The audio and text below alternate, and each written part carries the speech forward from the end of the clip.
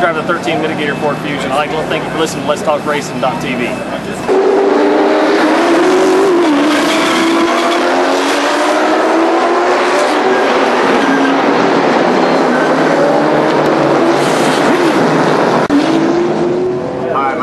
Jr., driver of the number 5 Kiker Motorsports Camry.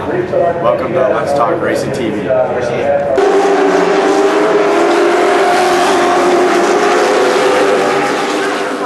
With Rockingham Speedway. Thanks for listening to Let's Talk Racing. I'm Timothy Peters, driver of the number 17 Toyota in the NASCAR Camp World Truck Series, and you're listening to Let's Talk Racing.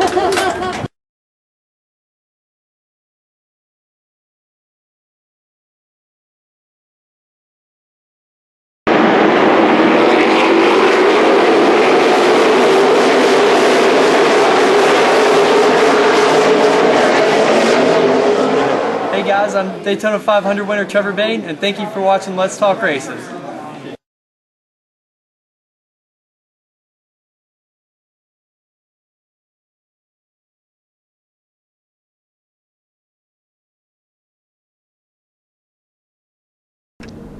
Hi, this is Dylan Smith. I'd like to thank you for listening to Let's Talk Racing.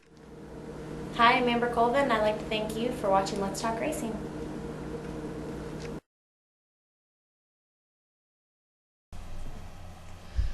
Well, I'd like to welcome everybody to Let's Talk Racing tonight. We got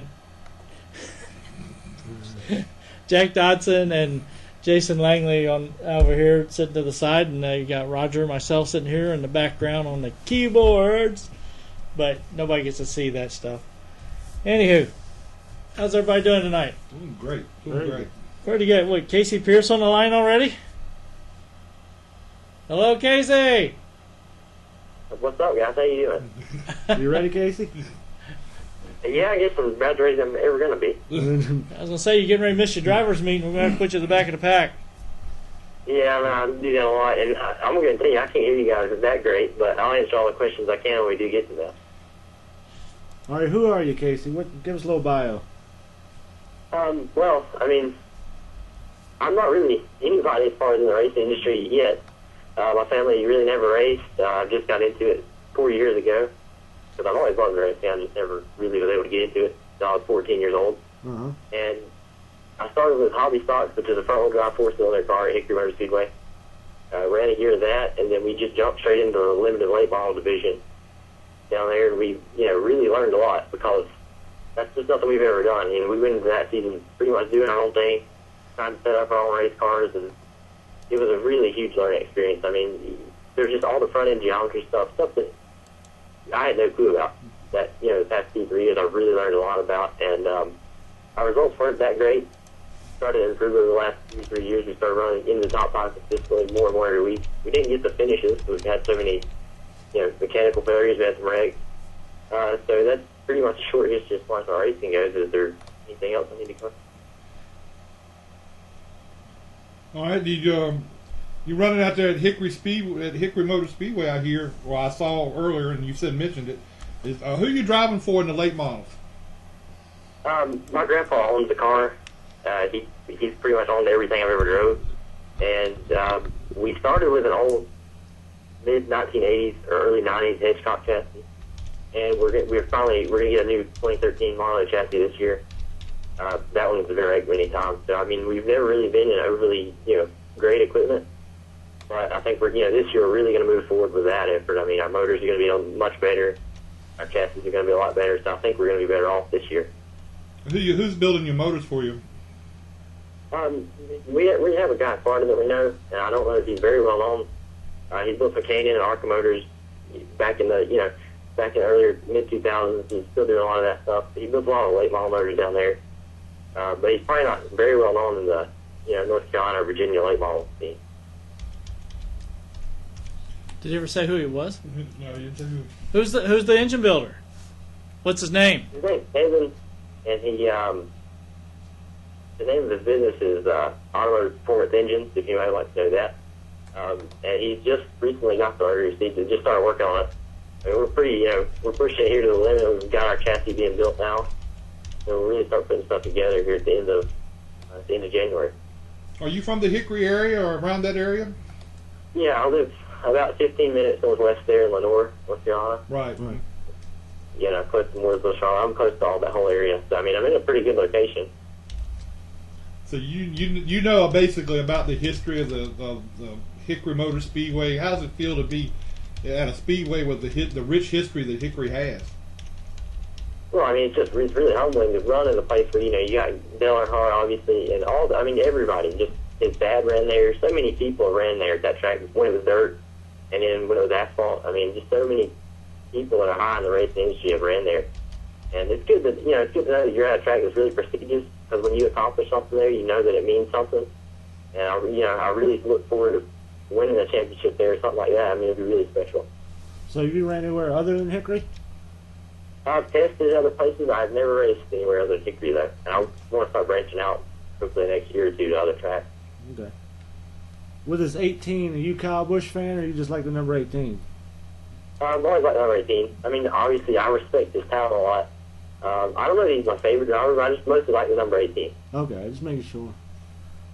In any of your late model starts that you had out at Hickory, have you run against any of the nationwide guys, truck guys, or that come out there? Have you run against any of those? I ran against a couple of ARCA drivers that have, you know, they've just started to get into that, you know, the higher level of the sport. And then, you know, they have a good showing, obviously. But I mean, I haven't really ran any nationwide drivers, truck series drivers that I'm aware of. So your ultimate goal is make it up there to Sprint Cup? Yeah, I mean, that's the ultimate goal, but I would still be happy to even, you know, just to make starts in the truck and nationwide series and build experience. Right. I mean, the marketing side of the sport is so important now.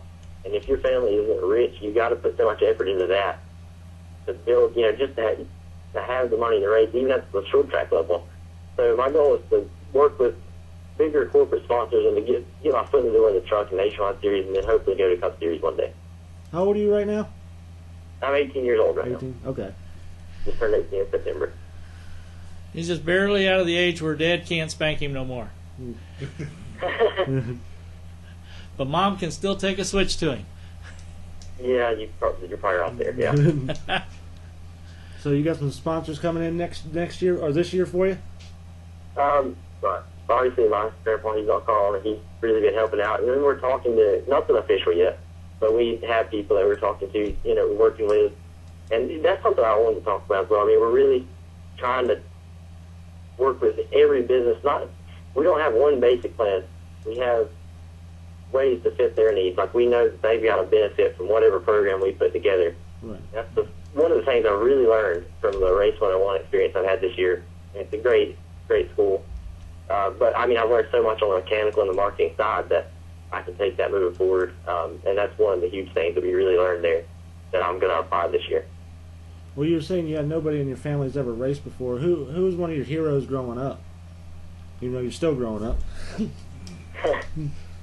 When I was younger, before I really got into racing, I've always liked Jeff Gordon, I would say. Mm-hmm. And somebody that, you know, he's just a great driver. I love Kyle Busch the way he drives. I'm not a huge fan of his attitude, but well, nobody's going to hold that against you. We can say Kyle Busch is all right. Yeah, he's a good driver from what I've heard. Yeah.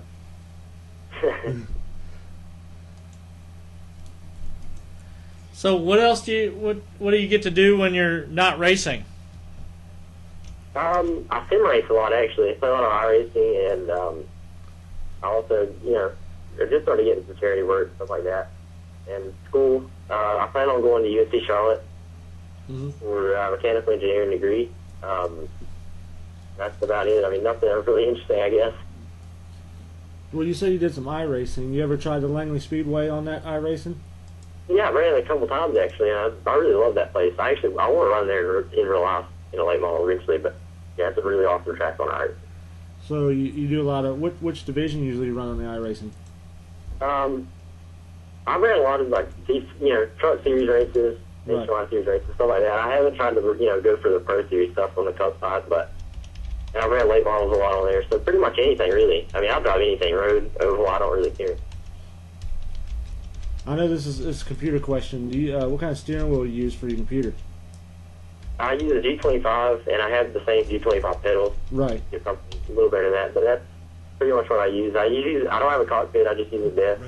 The Alpha Wheel too. So nothing fancy or anything. Gets the job done. That's about it. So who do you find that's most competitive out there for you at Hickory? On a weekly basis in the limited division this past season, I mean, we had Shane Lee. He won the championship, so obviously he was good. He won a lot of races. Zach Ruinger, he's always competing for the win up front in the top 5. Jeremy Pelfrey's always really good. So, I mean, and it seems like every week, if you go to that track in the limited division, there can be 7 guys that can win the race that week. I mean, everybody's fairly even. And they are making a change this year, or multiple changes, but the biggest change at Hickory is going to be we're going to switch from a Goodyear tire to a Hoosier tire. So, I mean, that it could be different than last year, but I still think week in and week out, the fans are really going to love this division because there's so much so many competitive teams. So have some of the other late model drivers that are out there in the regular late model division, have they helped you out any at trying to understand how to run Hickory? Yeah, I mean, I've got a lot of help. And all you got to do is ask. Everybody really seems to be watching that place. I've asked a lot, what kind of line to run. I've learned more probably watching what they do than probably asking them because you can just see what they do. They can't really explain it. But there's a lot of talented drivers in the late model division there as well. I mean, all the Revolution Racing drivers there. Alton McDaniel, he won the championship. So that division as well is just a really competitive division there. Is Candace Musney still running out there? I think she made 2 starts last year. The year before that, she ran close to a full schedule, but she isn't running as much as she did the couple years before that. Okay, yeah, we've had her on the show before, and she's had an interesting time out there. Oh yeah, I mean she's had some good runs. I mean, she's a good driver. And we're talking about changes for next year. I mean, they made some other changes as far as the tech people that are running it. I mean, they made some changes as far as the competition directors. I mean, Hickory is going to be a different place next year, and I really think with the tire change that matches more of what everybody in Virginia runs on the Hoosiers and just tracks everywhere, there's going to be a better car count for the bigger money races in the late model division. Who is the track promoter now at Hickory? Kevin Piercy, he's been doing it since I started racing 4 years ago. He's been the track promoter at Hickory, and he does a great job. Kevin. I mean, he's done everything we've ever asked him to do, and I think he's a good promoter. I see you got some GoPros on your stock car here. You got a YouTube channel? Yes, sir. Actually, I think it's Casey Pierce Racing. Okay. On that, and I can link it on Facebook or something, or you guys can look at it. Cool. But yeah, we've had some good videos. We missed a couple big wrecks. I think at one point last year we missed it was either a 13 or 14 car pilot. So, I mean, there's some really good videos on there of that, and then some of our good races that we had. So I'll link that where everybody can look at that, and hopefully you guys have fun looking at that. So, how can some fans get in touch with you, like Twitter or Facebook or? Yeah, I have a fan page on Twitter, on Facebook, and it's called Casey Pierce Racing. If you look that up, and it has all my Twitter information on there. I have multiple ways of contact, and we're currently working on a website. It's under construction. And that's going to be CaseyPierceRacing.com when that does go up. And my Twitter handle is @CaseyPierce18. Okay. I think I've already added some of you guys that are hosting the show. And any fans that are listening, look that up, add me on there. And that's about all the contact information.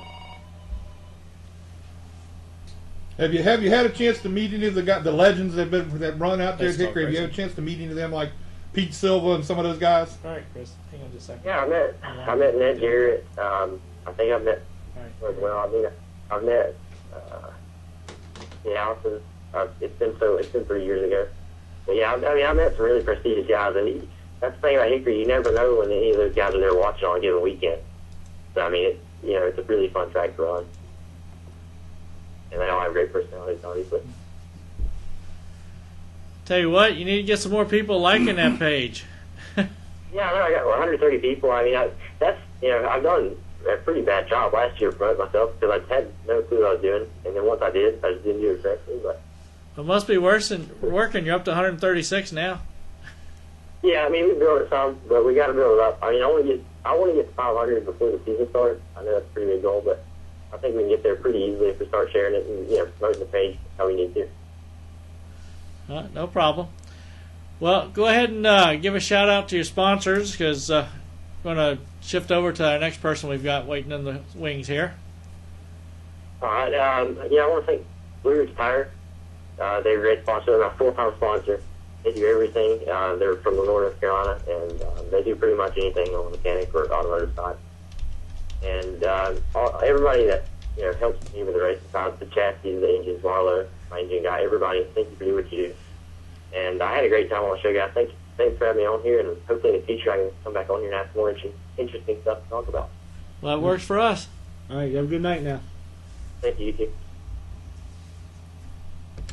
Speaker?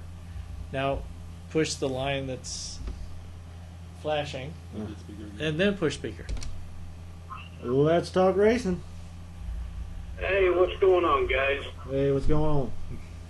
Not much. It's a guy's night on the show, Chris. I'm sorry? I said it's the guy's night on the show.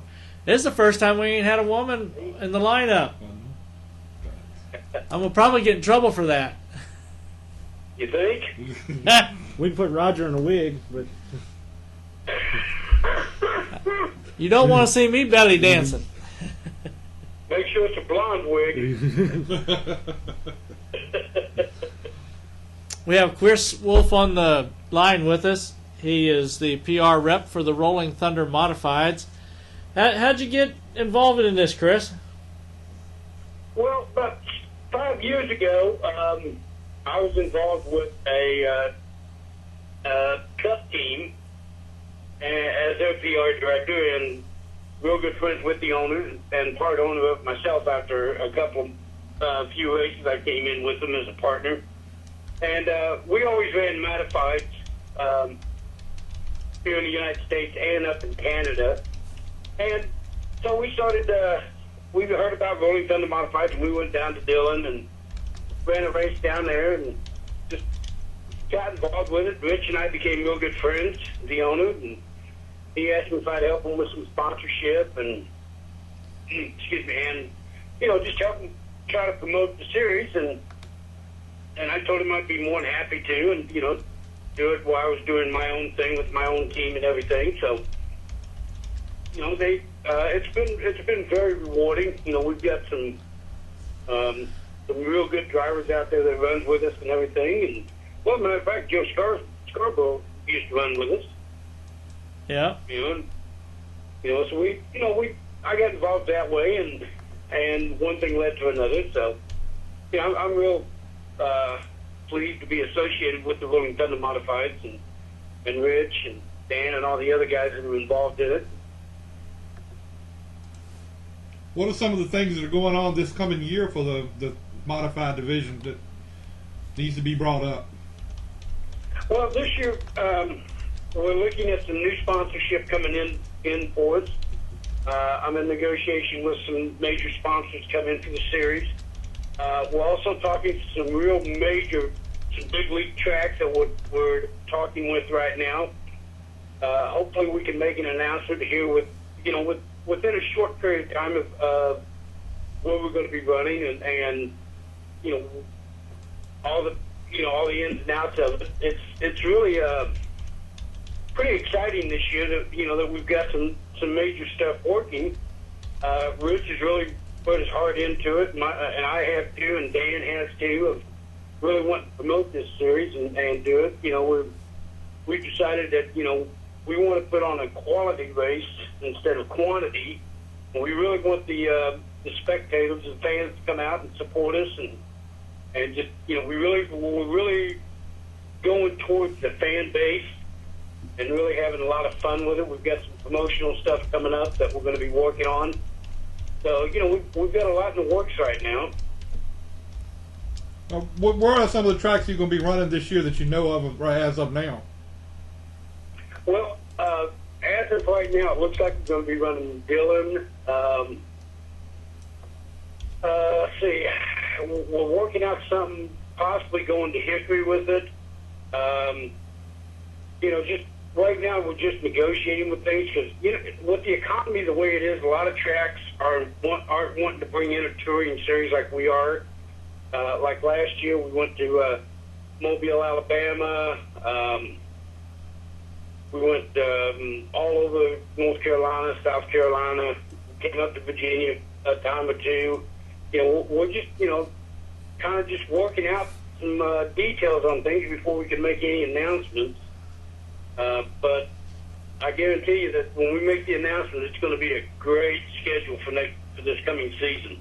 Is it something in with that as far as the travel with a local touring division, is that a consideration you have as far as how far these teams have to travel or whatever to race? Is that a part of what you think about at the time?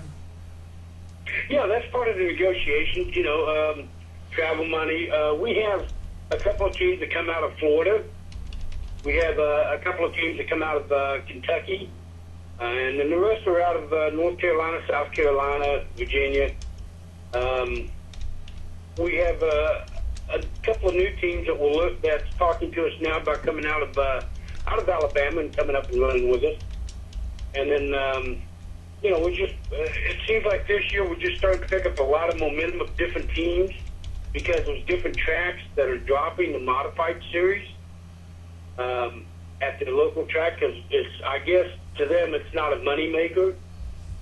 So they're looking for places to run, and so we're in talking with them and enjoying having fun with them and trying to get things worked out so that we can get them up here with us.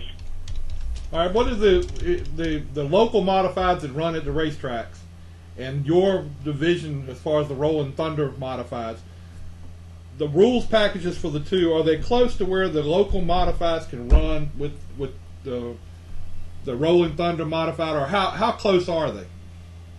We are very, very close. There may be maybe a small change in the right height, or in maybe the tire that we use.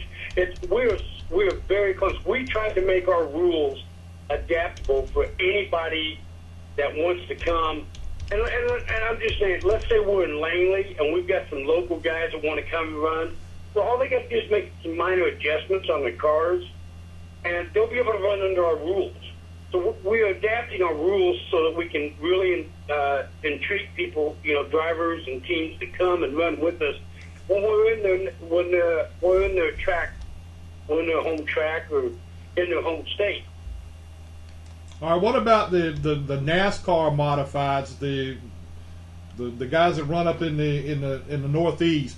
How far off are the Rolling Thunder modifieds compared to those guys? Oh, we're totally different. They've got a different ride height, and tires are different, motors are different. Chassis are not too different, but yes, they are different. Some modifications to it, to everything. Yeah, they could come and run. They could come and run with us. But we run the 8-inch, what we call a DOT tire, Hoosier tire, thin tire. Well, they run the big tires, and they run aluminum motors and stuff. We try to run steel motors as much as we can. We do have a team that does run aluminum, but he gets penalized with weight so much because of the power and everything that it's hard to do it.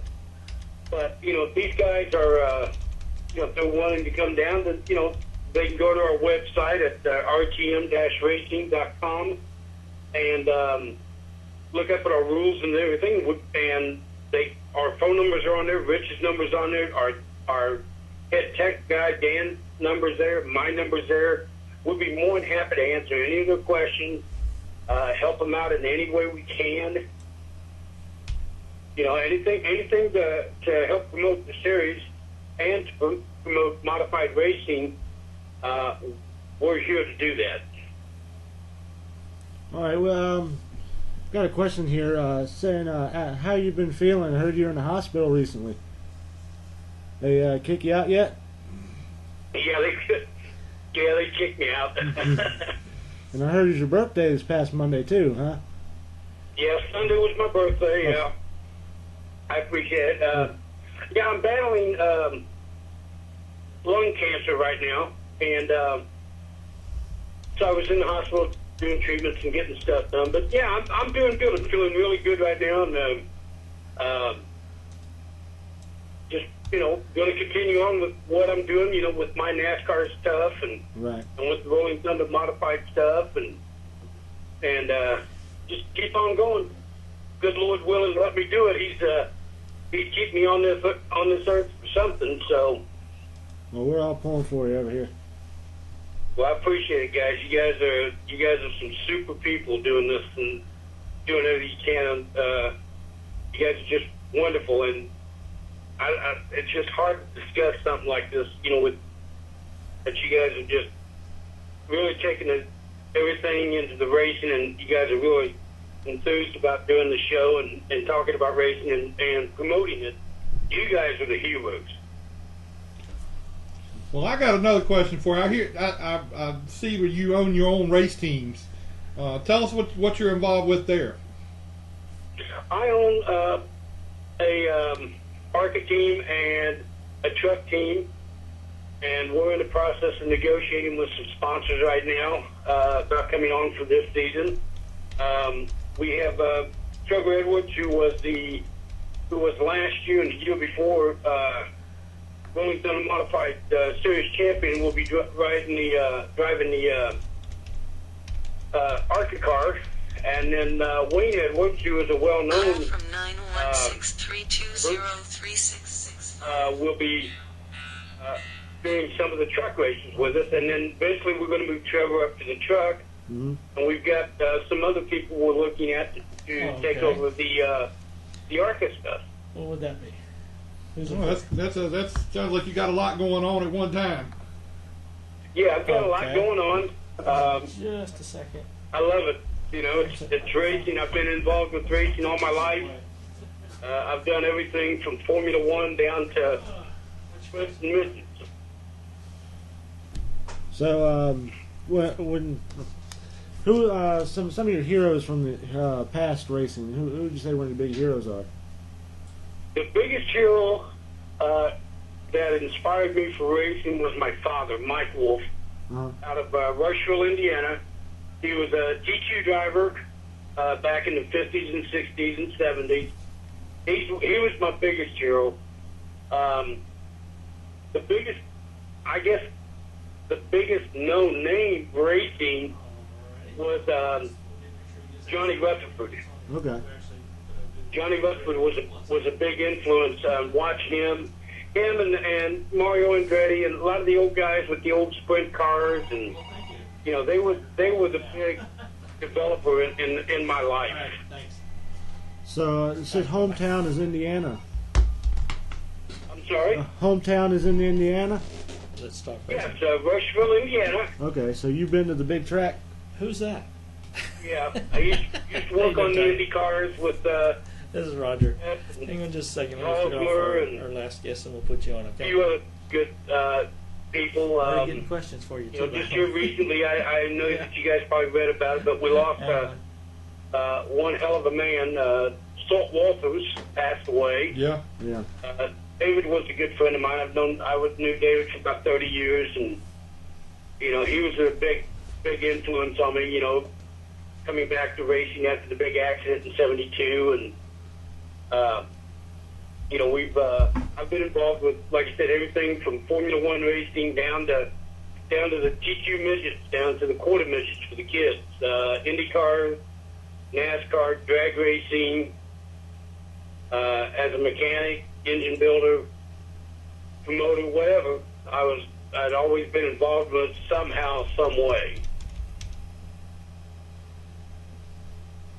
So everything's ready for Daytona for the ARCA car and your truck?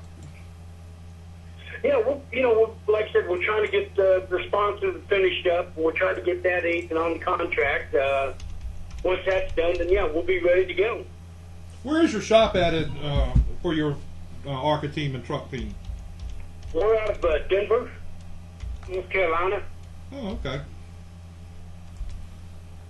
All right. Anything else? Let's see here.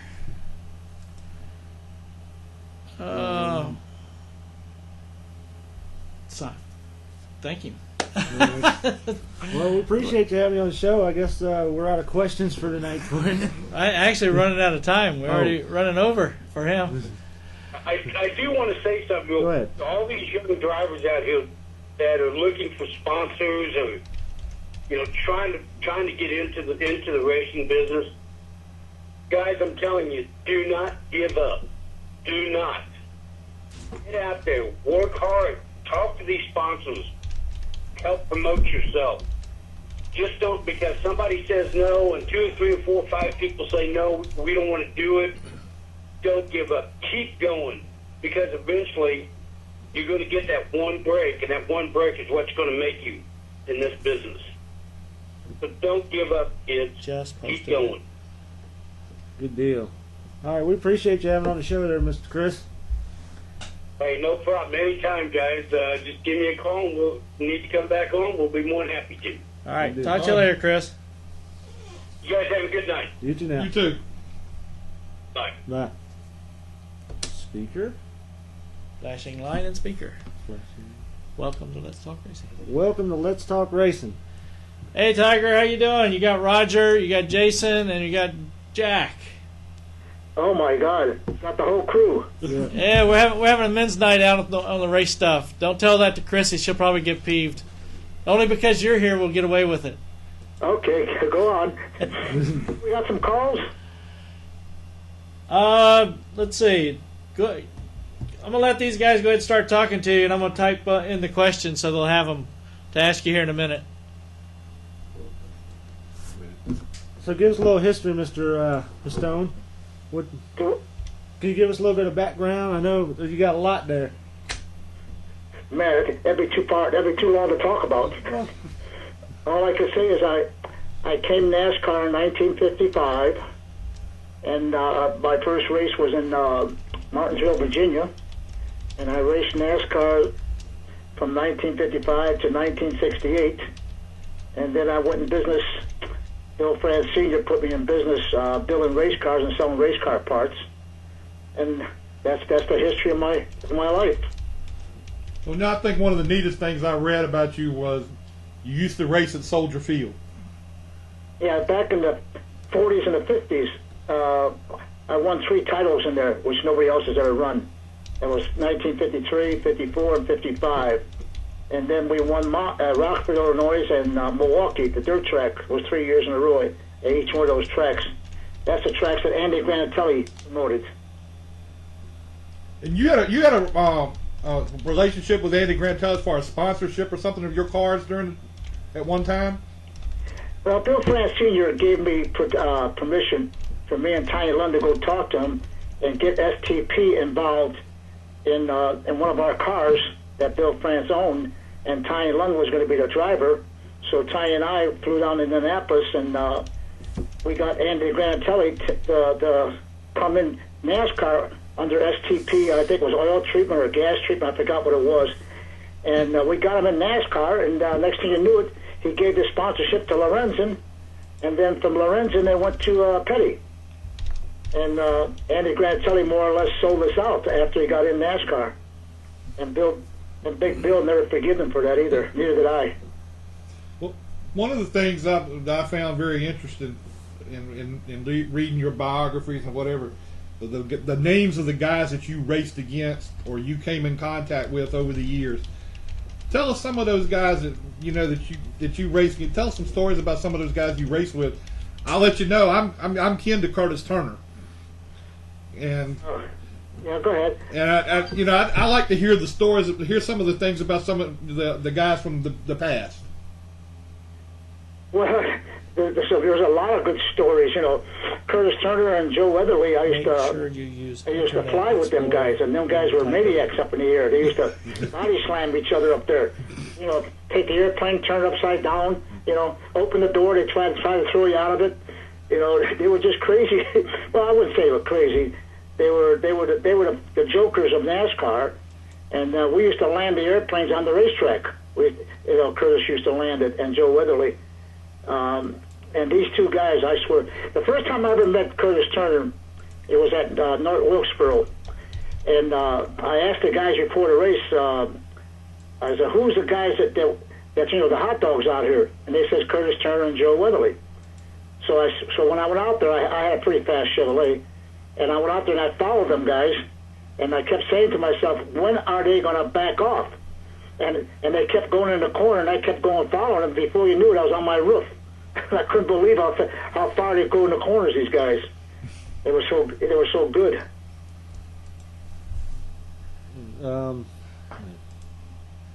What was Tiny Lund like? I met him years and years ago. I met Tiny Lund. What was he like as a driver? And Tiny was an overgrown baby.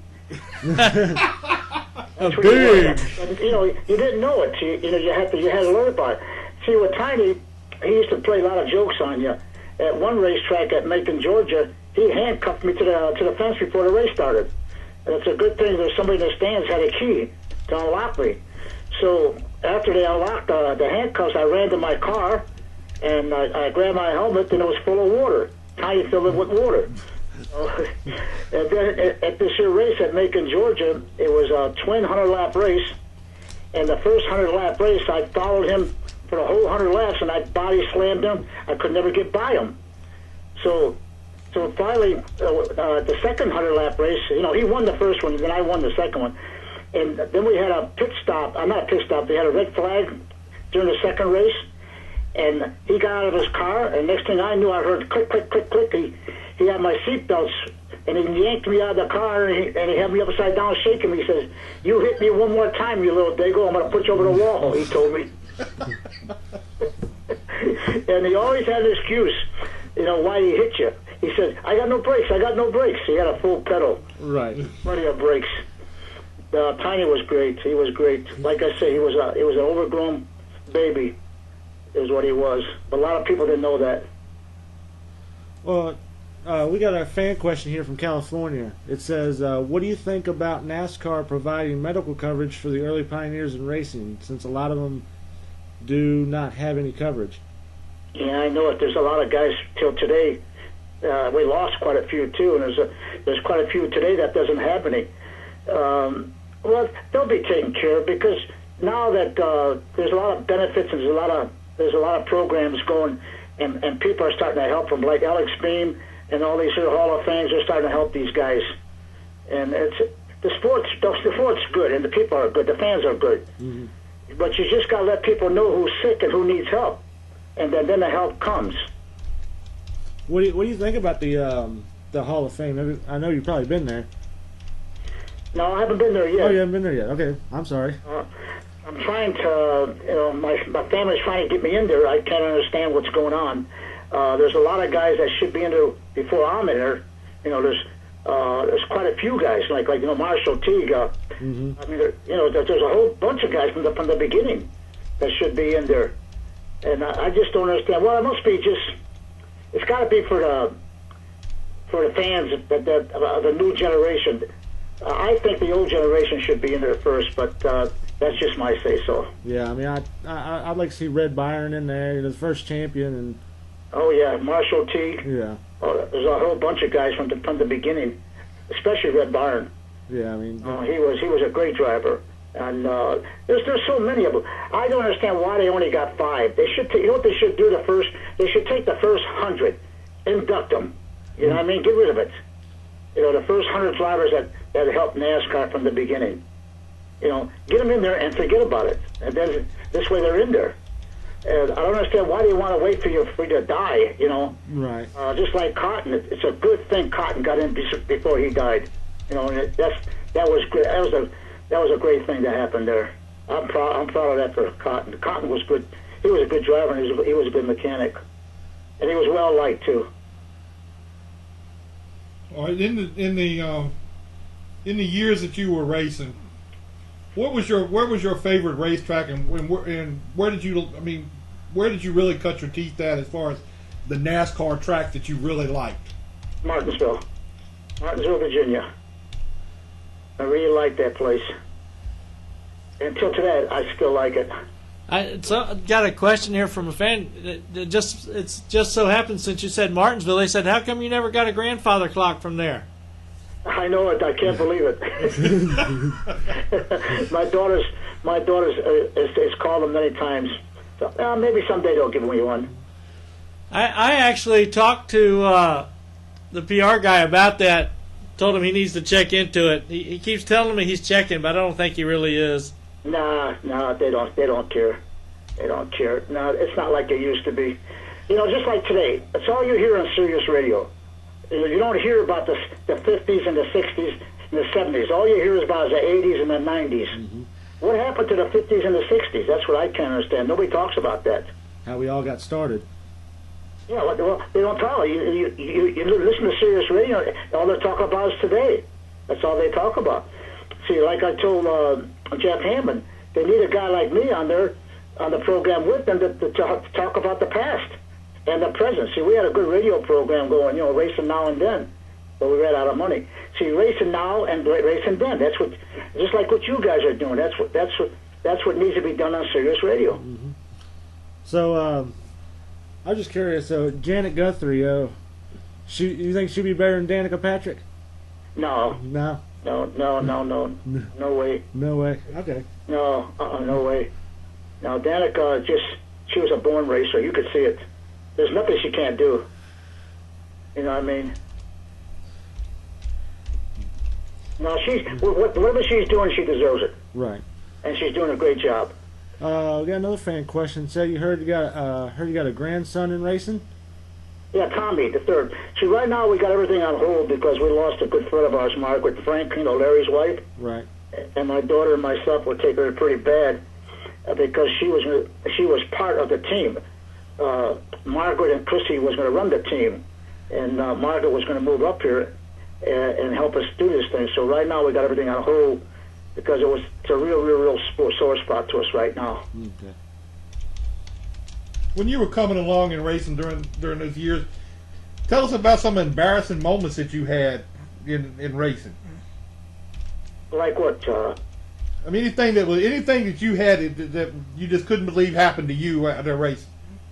Jumped out of the car, left it in gear, something like that, Well, a lot of people know, a lot of people don't know. Back then there was no money. The promoters used to run away with the money. I remember one track at Moyac. After the race, the guy ran away, and Elmo Langley, a bunch of guys, they burned the place down. And this is the way it was. And the hardest part of racing back then was after a race, you had to wait in line to go see the promoter, and the promoter would be sitting at his desk with his feet up on top of the desk, and I said, "What can we do for you, son?" And he knows that we wrecked the car, we blew the engine, the car caught on fire. He knows this, and he knows that you got to go back to Chicago, and you're standing there begging for $10. That's the bad part of racing back then, that you had to beg for your money. But it was rough. It was rough. It was very rough. And I don't regret none of it. Till today, we talk about it. We talk about Bruton Smith. Bruton Smith had it rough. Now today he hasn't got it rough. See, it's just that Big Bill France Sr. was the man. He helped you. Without him, I would have never made it. Never. He supported my family from the beginning. And NASCAR still supports us till today. So I got no regrets with NASCAR, none whatsoever. Also looks like you own your own racing supply store and you help some up-and-comers.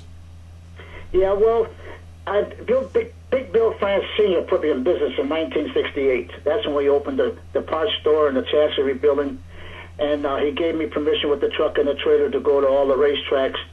And we built many cars for Harry Gant and Bobby Isaac and was a bunch of guys, and we did good. We did real good. And today we're messing with the legend cars and the Bandoleros that we're messing with, and I'm messing with the young kids. And I really enjoy working with the young kids. That's the big thing going right now is these young kids. You ever jumped in a Legends car? Oh yeah, quite often. Okay. Oh yeah, it's a big disease. I should have never got in one. You ever jumped in one of these new cars, like the new Gen 6 cars or any new No, I haven't done that. Okay. I had that legend race at Charlotte. I couldn't believe how easy the cars were to drive. I could not believe it. I said, these guys got toys today compared to what we had then. Right. And, you know, but, you know, it's tough. It's tough. No matter what you do today, it's tough.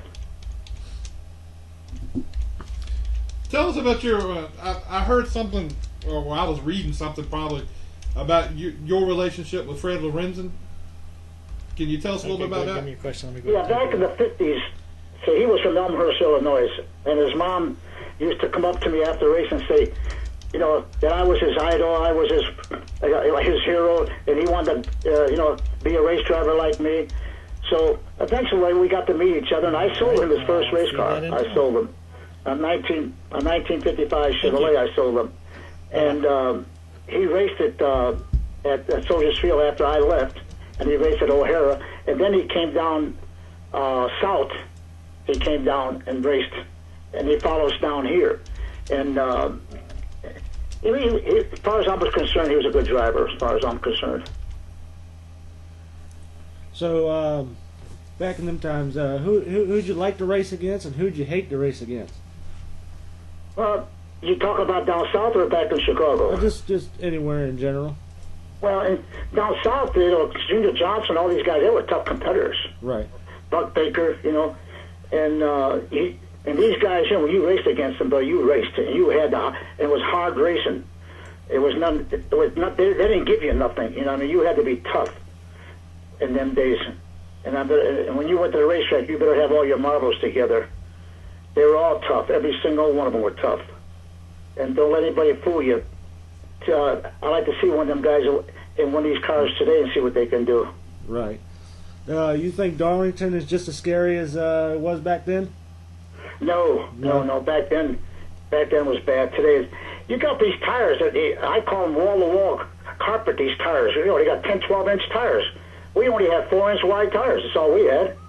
You know, with no interliners in them. Mm-hmm. You know, and run 150, 160 miles an hour at Daytona. You know, it was incredible with a 4,400-pound car and no power steering, no nothing. But you know, even though compared to what we had and compared to what they got today, it's still you got to have the courage to do it. Right. It takes a lot of courage. Well, looking at some of the guys that are racing today, and comparing to that time and some of the guys that were racing in the times that you were racing and whatever during those early years, do you see any of the guys today that you would think would be even remotely competitive with the guys of your time? Well, today these guys are in shape. We weren't in shape. These guys all, I mean, they go to gyms. They, you know, they look like 100% athletes. You know what I'm saying? Mm-hmm. No, I think I believe any one of these guys could compare with the guys from the old days. These guys would outlast us because they're so much in shape. We never did all that kind of stuff. We worked in the cars. We never had time to go to the gym and all that stuff. You know, it's like Tony Stewart. That's what I was getting ready to ask you about that.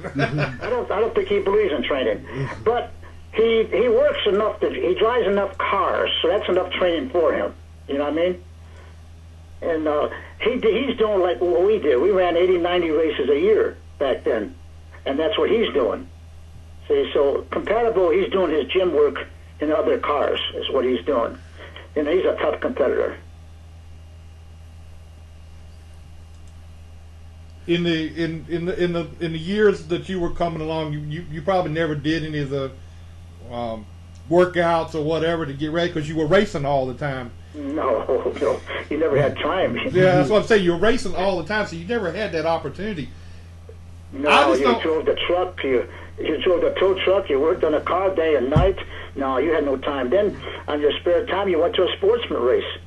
You know, went to a dirt track or someplace else to make some extra money. That's what kept you alive. You made appearances and stuff like that. Like I say, it was pretty rough, especially raising 8 kids back then. Now, today, it's just a shame that I wish I could get one of these guys, just one, to start a foundation for all the old-timers, even for the ones that's passed away. You know, start a foundation to help those families that need some money. And it could be done. They could get a foundation started and raise $200, $300, $400 million they could raise if they wanted to. There's not one driver out there.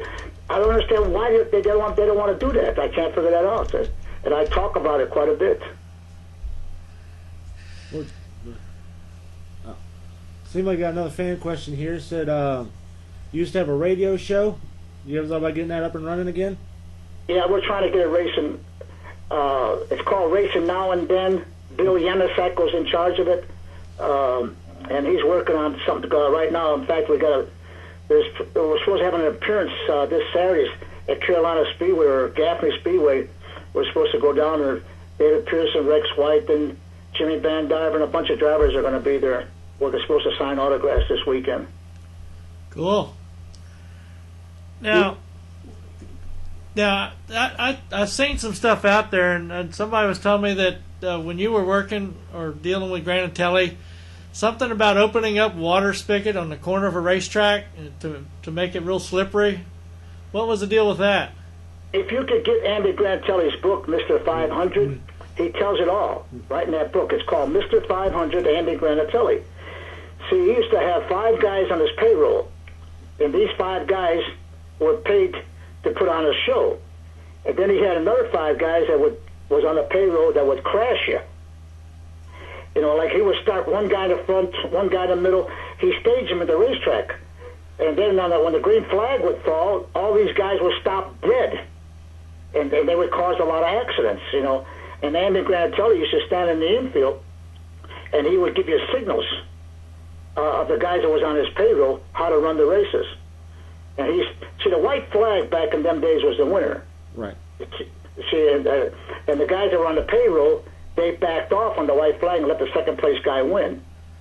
And that's how Andy Granatelli ran his show. Before he had 38, 40,000, 50,000 people every night. He had good shows. And like you say, he turned the fire hydrant on, he'd do everything. You know, he had the ambulance, he drove people out of the ambulance, you know, dummies. There's so much stuff that he did. You got to get that book, Mr. 500, is what you got to get.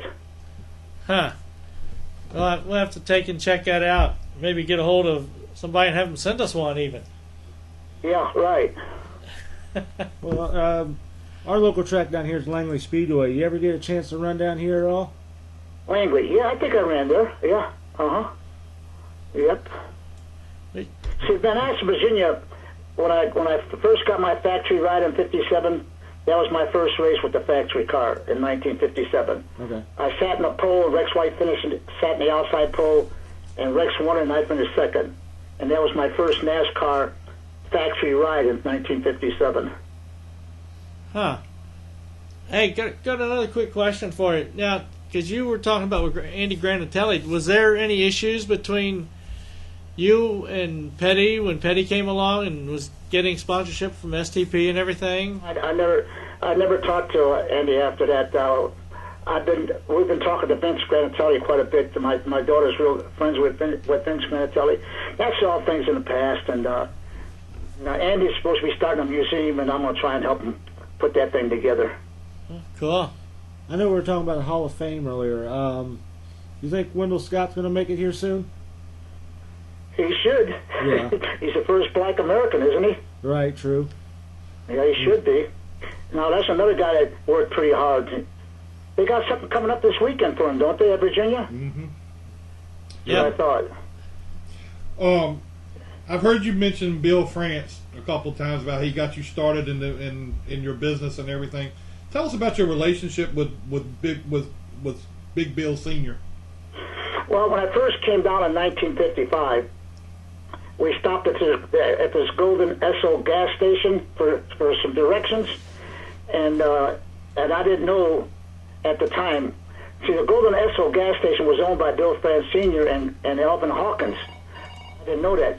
So when we stopped there for directions, and this big guy come out of the gas station and said, "Where you going, son?" I said, "I'm going to Martinsburg, Virginia." And he said, "That race ran last week," he told me. So I was a week late when I got there. So Bill France took me under his wing, and him and Elvin Hawkins, and they gave us garage space. And from that day on, I was with Big Bill all the way through. He used to come to my house and everything else. He picked out the land for me. The big thing, Bill France, back in the 50s and 60s, he didn't have that kind of money. So we found this land on Old Concord Road, Big Bill and I, and it was for $5,000. So he went to the Concord National Bank in Concord, and he borrowed $5,000 on a 90-day note, Bill France Sr. And that note took me 3 years to pay it, because all I did was pay the interest. And that's how broke Big Bill was back then. He didn't have no money. But he helped us get our shop together, gave me all the rights. And like I say, he was real close to our family, very, very close. So did you run back in the day? Did you run that beach road course that they had at Daytona? Oh yeah, in 1955. Right. Yeah. Finished fifth, and 1956 I finished fifth. I drove a convertible in both races. So what'd you think when Daytona opened up? Oh, I loved it. I loved it. We had the fastest car there for a week. I had the fastest time for a whole solid week till Cotton Owens came with his '57 Pontiac and beat me. I loved the racetrack.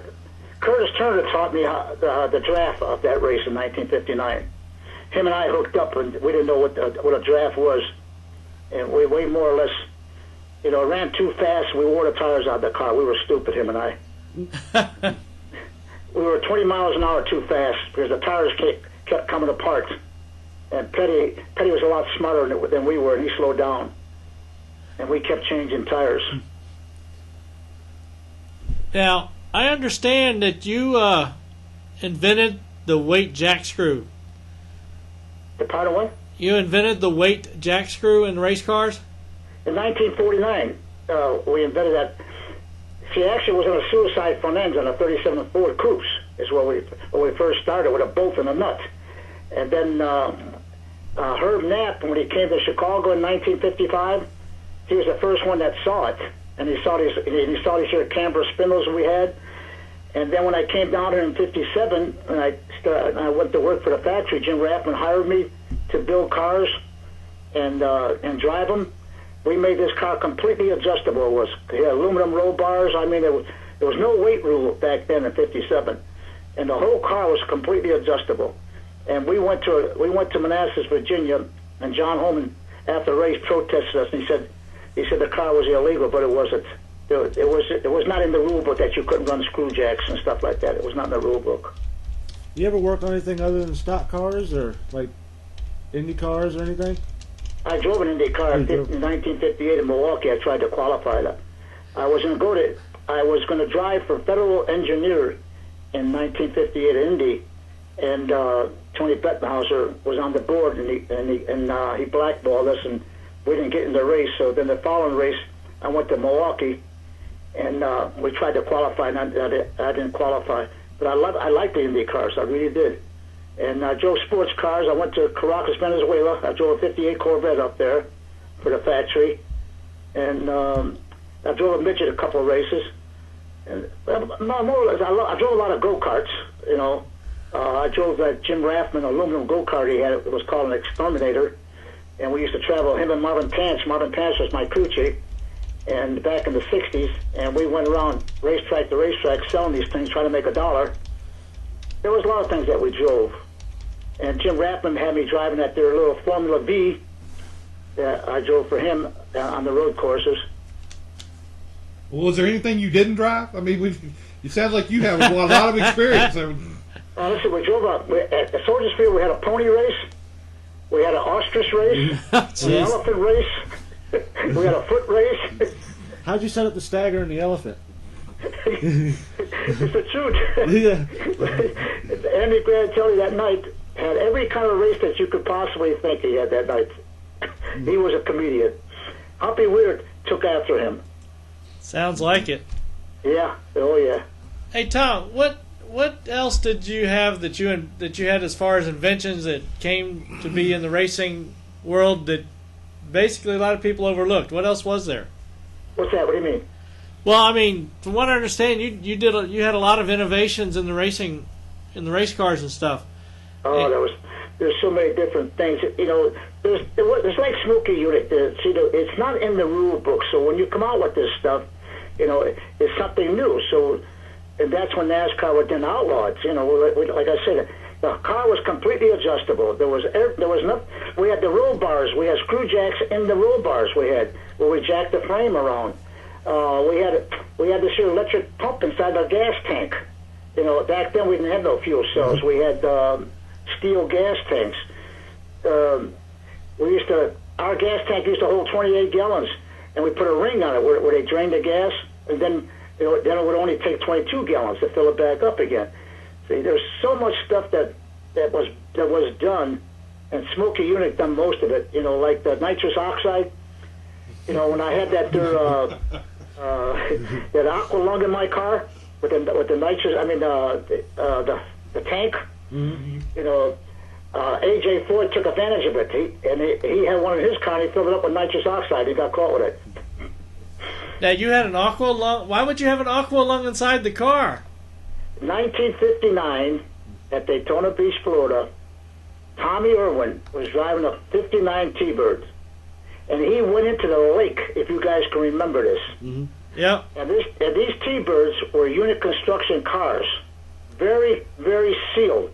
And he went down this lake and stayed down for quite a long time. And when he came out, I asked him, what happened, Tommy? And he said he lost the crank handle for the windows because the windows were rolled up in the car. And if he wouldn't have found that crank handle, he'd be still down there. You know, so I can't swim. So I went out and bought a life jacket and an aqua lung, and I wore it. I wore it in 1960. I wore it in my car every race I went at Daytona. I wore it 2 years in a row. I wore it. Well, you didn't drive with a monkey in your car like I think Flock did? No. Tim Flock, that was his pet. Ah. Yeah, oh, there was a lot of things. Just like Tony Flock driving with his Bermuda shorts, you know. Now, Tiger, I know you have a lot of support from your family. Me personally, I know quite a bit about it. Why don't you tell some of the people that are listening about all the stuff that they help you with? With my family? Yeah. Chrissy. Oh my God, there's too many words to talk about. Well, right now it's your show. Go for it. No, my family. When I first started, my father had me locked up because he heard I was racing. I was underage at the time, and he had me locked up. And then he finally became a great supporter of mine. He came to all the races with me, my father. And then Vince Ignoffo from Chicago, he helped me a lot. Andy Granatelli, Vince Granatelli, Joe Granatelli, and Sonny Ignoffo. There's quite a few guys. Herman Jordan from Chicago. And, Sal Tavelli. See, when I came down south, Curtis Turner and Junior Johnson is the ones that really, really helped me. If it wasn't for those guys, I would have never made it. Junior gave me a lot of stuff, and they helped me with a lot of knowledge and everything else like that. And Curtis gave me a place to stay, and helped me out money-wise. There's so many stories to tell. Like my daughter Chrissy, if it wasn't for her, I wouldn't be here today, or my wife wouldn't be here, or my grandson. She takes care of us, and my daughters. They're all good to me. They're all good to me, and it's hard to say any more about them. You know what I mean? You couldn't do it without the family. There's no way you couldn't do it. There's no way. Do you get out and about to the racetracks like anymore at all? I mean, do you go to the races? Oh yeah, NASCAR gave me a lifetime membership in 1966. Bill France Sr. Mm-hmm. And I've had a lifetime membership ever since. I got a hard card, Premier card, and I go to any race I want. Me and my wife, free of charge. And that's one thing about NASCAR, boy. They really take care of you. So see, I go to Daytona, and I don't have to ask nobody for nothing. I just walk right in, with the Premier hard card I got. Well, that's a good thing that they at least look out for you from knowing that you were part of the past. The big joke of the whole thing is, in 1966, they had a Tom Pistone Day at Charlotte Motor Speedway, mm-hmm. and the Ford factories put a lot of racing back then. And I took my 2-year-old car and proved to Ford that they made a big mistake because I had a fast car and I proved that I could outrun the Chryslers. So they had a Tom Pistone Day out there, and David Pearson, Cotton Oz, brought me a kitchen set, and Bill France gave me a lifetime membership. So I walked up to Bill. I said, "Hey, Bill, is this all you're going to give me? A $20 license?" Oh yeah. How much a license is worth today? Yes, I do. got one for me and my wife, and I've had that since 1966. So that $20 license ended up costing, about $8,000 a year. So no, they take care of it. I heard there's a couple other guys got their premier license too. You going to be down for the testing this weekend? Pardon? Are you going to be there for the test this week over at Charlotte, or? Tomorrow, it'll be tomorrow and Friday. I'm going to go down and see, and watch David Reagan. Oh, okay. Well, I'm going to be there too, so maybe I'll run into you and I'll get a chance to talk to you. That's a deal. Okay, cool. What do you think NASCAR needs to do to get them fans back in the stands? Well, I've been preaching for years and years and years to get these cars to look stock, get that stock look back to them, and they're finally listening after all these years. And they got to get the cars back where people can recognize what they're driving, like it used to be. You race Sunday and you buy Monday, and you got to get rid of all this sort of high-tech stuff is what you got to get rid of. You got to get the racing back down where the body slamming was like in the old days, if you can remember that. Mm-hmm. And nobody yelling at each other when your body slammed. Oh, he hit me. Oh, he hit me. All this shit bull. You know what I'm saying? You got to get these guys to start doing that and put on a show. And that's what you're out there for. People don't realize we are circus people. Right. We're out there We're for an entertainment. Got to put a show on for the fans. Well, everybody in this room, Tom, we've all been inside a race car, running out there doing the laps. Right. Well, you can't do that. You gotta put a show on for these people, and you gotta put excitement, just like Tony's Tour throwing that helmet. That's beautiful. Let these guys show their emotions. You know what I mean? Let them throw a fist once in a while. There ain't nothing wrong with that. Well, it's really funny when you say that about Tony throwing the helmet.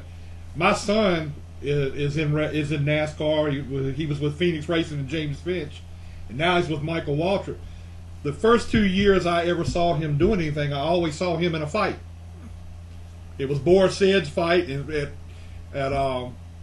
Sears Point, and then it was last year or a year before. Yeah, it was last year with Kurt Busch at Darlington. He's always, all the time I ever saw him on TV is when he was fighting. So I like to see that too. Yeah, well, see, there's too much politics today, and that's what's wrong. Then you got to worry about the insurance. I understand. I was a promoter, and every race driver needs to be a promoter. Then he'll understand, what you got to do to get the fans in the stands. See, Tony Stewart knows because he's a promoter, and that's what it takes. When I promoted a racetrack in Chicago, Aurora Downs, I knew exactly what to do. And like I tell these drivers today, go up in them towers, and you call the race instead of letting NASCAR race. You call it, and you go see all the mistakes and what these guys are doing. And then you'll see that you need more excitement out there. They keep saying NASCAR chose a caution for debris, and that's bull. The drivers need to help NASCAR, and they better wake up. Just like today, I heard that Richard Childress closed the number 2 truck team. And there's a lot more that's going to happen. These guys better wake up. There is no more these $15, $20 million sponsors. They better get this thing back down like we had, at $1-2 million is what they better do. Have you seen the new cars this year, and what do you think about them as far as the Gen 6 cars that they've got now? What do you think about those? Well, you still can't recognize them. I think they look like IROC cars from a few years ago. Yeah, they gotta put those body lines in there. You know what I mean? Mm-hmm. What they gotta do? Leave the body lines on the side the way they are. Let the people see what the car looks like. I don't have to tell you guys. You know what I'm talking about.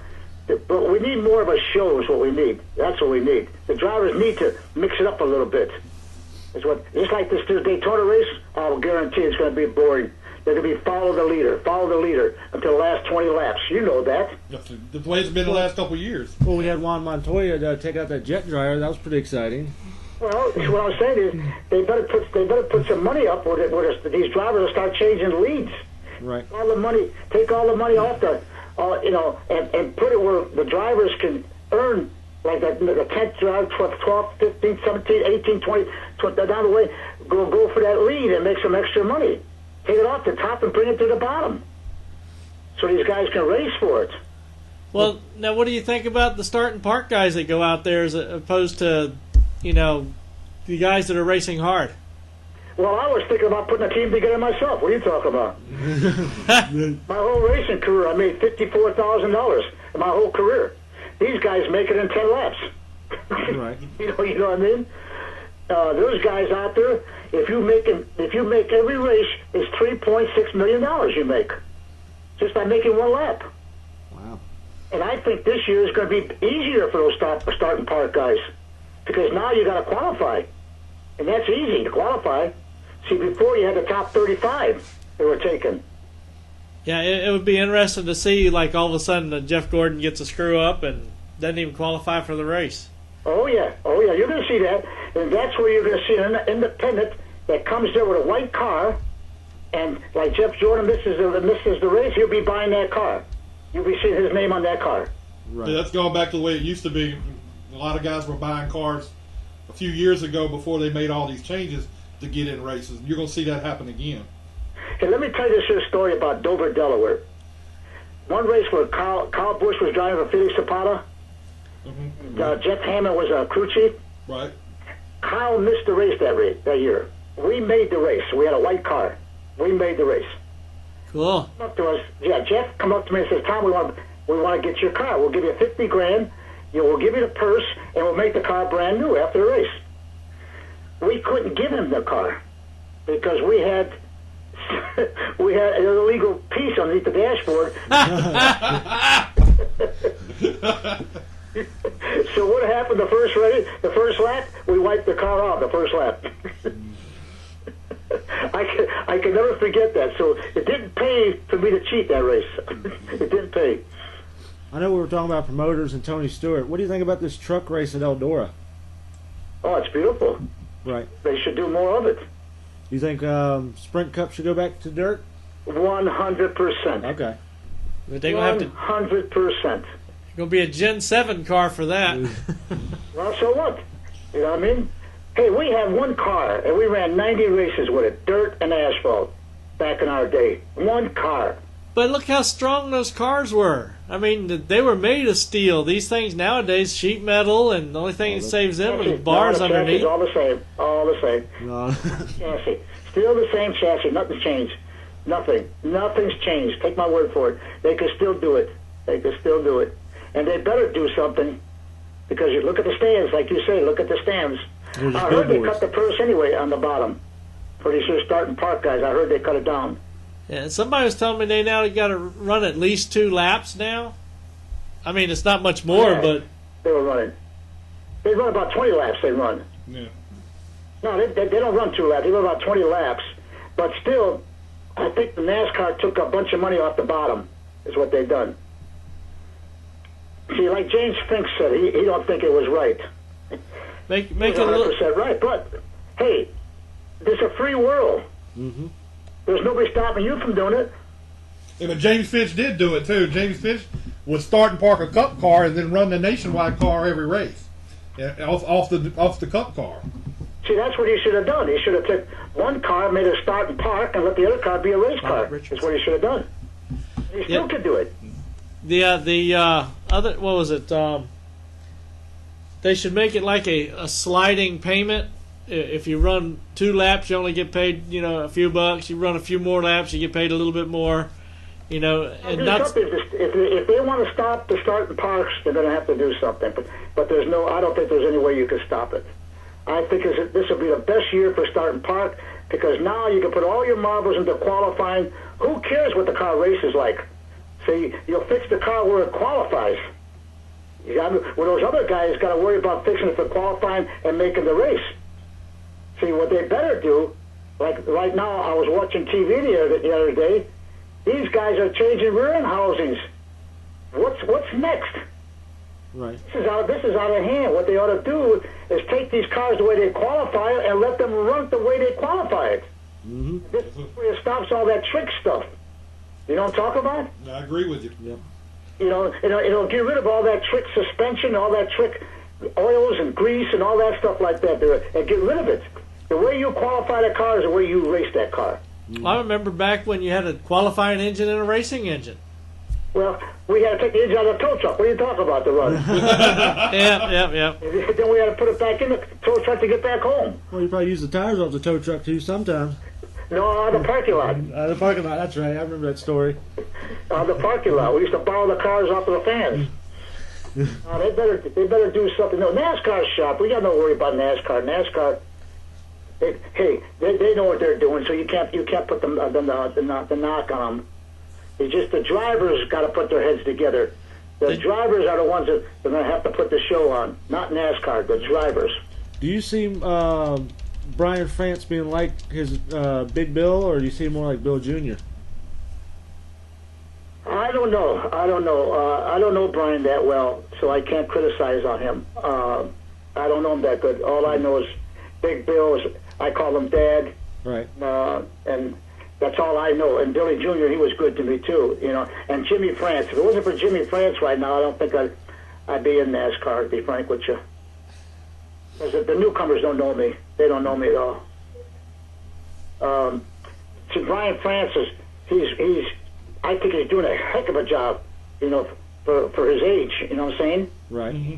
And he's taken a lot of abuse he's taken, but he's doing, look at NASCAR. How can you say anything bad about NASCAR? How can you? At least they're trying to listen to the fans, and are moving in that direction. That's what I'm saying. They're number one sport. They're number one racing organization. You can't beat them. Now Jimmy France has got that Grand Am circuit, and that's going to be big. That Grand Am, that's going to be real big. I still like putting them on a lot of short tracks. The more short tracks instead of these super speedways, because that's going to bring more competition, more beating and banging. The fans will love it more. That'll put more of them in the stands. I mean, that's what I see that would help out a lot. You're talking about the Grand Am cars. I'm just talking about NASCAR. Period. You know, when we're talking about to make it. They won't do it. They won't do it. It's too late. It's too late. They won't do it. No. Well, we got a lot of fans talking about North Wilkesboro wanting to come back, but I don't see it happening. No, it's not going to happen. The only way they could do it is they could do it with the trucks or the nationwide cars. Right, what they're doing with Rockingham? Yeah. Yeah. You know, the nationwide cars you can do it, and the trucks you can do it. You know, that's on the short track, and you know you can bring all those tracks back. You know, Wilkesboro, all them tracks. That would be great. Oh yeah. Well, dirt's coming big now. It's real big now, dirt. That's all you hear about now is dirt. And these drivers know dirt. They know how to drive. Mm-hmm. No dummies. Well, I tell you what, Tiger, we're going to go ahead and let you get out of here.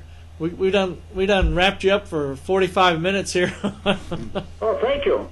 I tell you what, I've always enjoyed having you on the show because you've got a lot of insight. You got a lot of good stories. Especially love the stories. You know, can't be. Help me find one guy to start a foundation for these other guys to help them with their funds. Repeat that. I missed part of it. Okay. I hope to see you out there tomorrow or Friday. All right, I'll see you. I'll be there tomorrow. Okay. All right, have a good night. We'll talk to you later then. Okay, thanks for speed on the show. All right. Appreciate you. Okay. Good night. Fun. That is the type of guy you really like to talk to. I do. Oh, I love the history of the sport because there is so much history in the sport that I've been associated around. And it's nice with Tiger because he is part of that history. That's right. And he knows these people that I've heard of but never saw. You know, like he said, you know, a lot of the Hall of Fame, everybody's thinking about the newer generation compared to when we started getting some of the older guys in there. Well, I agree with him in a lot, in some of the things he said about the Hall of Fame. Because there's a lot of people out there that should be in there. I don't see. And 5 at a time, it'll take forever. I agree, but I don't see. I see the first group that went in with Richard Petty. I see all the reason why they were the first ones to go in. Didn't have a problem with that. Second group that went in, I still say there's other people in this sport that should have been put in place in front of a guy. And don't take me wrong, I'm a Darrell Waltrip fan, mm-hmm. and he is a 3-time champion.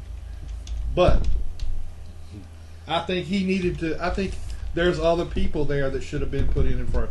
Rusty Wallace this coming year. I agree. It is politics about the whole thing, but still, if it's a Hall of Fame, I mean, Tiger should be in there. I agree. Yeah, totally agree. I mean, there are lots of people that in the first year of the racing alone, how many drivers were there? And there's other people in this sport that have brought this sport along, and I'm thinking of one that may not have been a driver per se. Never. I mean, he did drive at times. A guy like Manuel Zavakis. Yeah, right. Emmanuel, yeah. Manuel Zavakis. I think he should be there. I think somewhere along the line, maybe not in that first 2 or 3 groups, but he should be considered ahead of some of these guys that are still plugging along a little bit today. Yeah, I mean, there's going to come a time when these guys are not going to be here. Even going to some of the tracks, local, your Saturday night home tracks of NASCAR. There are drivers out there over 100 wins at a track, and nobody will know about it. Well, you got that in the Nationwide Series with guys like Sam Ard. Well, Richie Sam Evans Ard, got it last Jack year. Ingram. Right. Yeah. Richie Evans was there, but those are 2 guys that are, to me, stand out. They were part. They brought this sport along too. Yeah, because you got to remember, all this started from small time racing.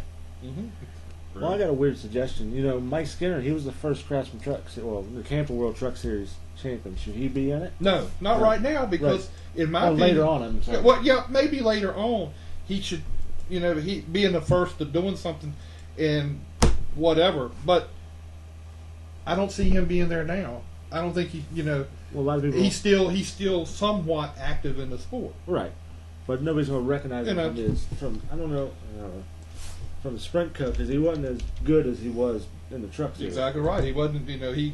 He did the Sprint Cup Series for Richard Childress, but he made his name in trucks. Right. That's where he got his. But he has a history also out west in the Winston West Series. Out there with that, where he K&N West. Well, K&N, it was Winston West then, but I know what you're saying. Jim Englebright. There's guys out there, Jack Sellers, some of those guys on the West Coast that help move this sport along to help bridge the gap between the West and the East Coast. Yeah, that's my opinion. I didn't mean to get on a soapbox, but that's the way I see it. Jump up on there. That's the way I see it. Ain't nothing but a thing. You told me to knock you in the head if you ever want. Yeah, but I don't agree with it.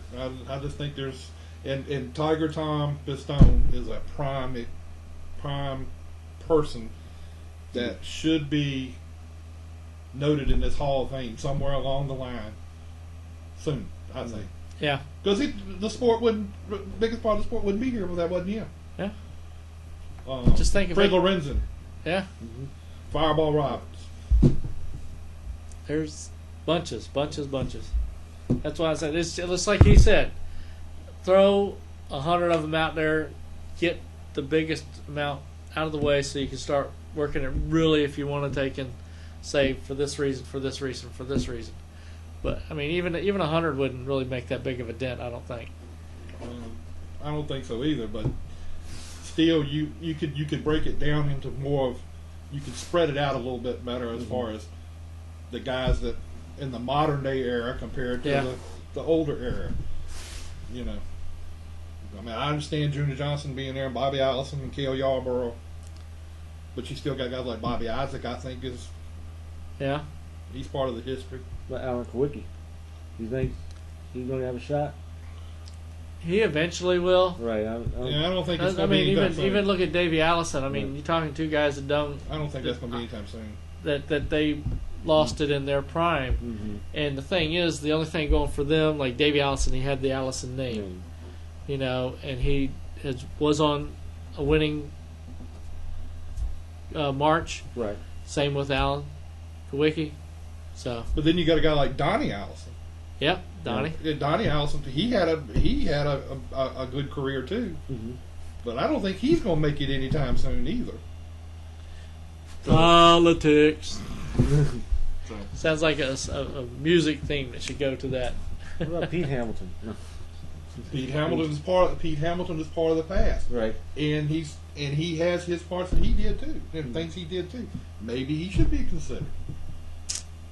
All right, we can go all night. Yeah, you can bring people up all night, and I'll sit here and argue with you all night long about it. Yeah. Well, I'd like to thank everybody for watching the show with us tonight, and hopefully we will catch you next week. See ya. See you later. Hey guys, I'm Daytona 500 winner Trevor Bain, and thank you for watching Let's Talk Racing. Hi, I'm Robert Richardson Jr., driver of the number 23 Dodge Challenger for R3 Motorsports in the NASCAR Nationwide Series, and you're watching Let's Talk Racing. I'm Timothy Peter, driver of the number 17 Toyota NASCAR Camp World Truck Series, and you're listening to Let's Talk Racing. Here's your 2011 champion, David Brehm. Hi, this is David Flens, driver of the 33 NASCAR Late Model, 2011 Old Dominion Speedway Track Champion. Thank you for watching Let's Talk Racing TV. I'm Sam Hunt, driver 42 car. I want to thank Let's Talk Racing. Hi, my name is Natalie Sather. I drive the 94 K&N Lady Eagle Safety Wear, Butler Built Seats, Bell Helmets, Hooker Harness Seatbelts, number 94 at South Boston Speedway. Be sure to listen to Let's Talk Racing TV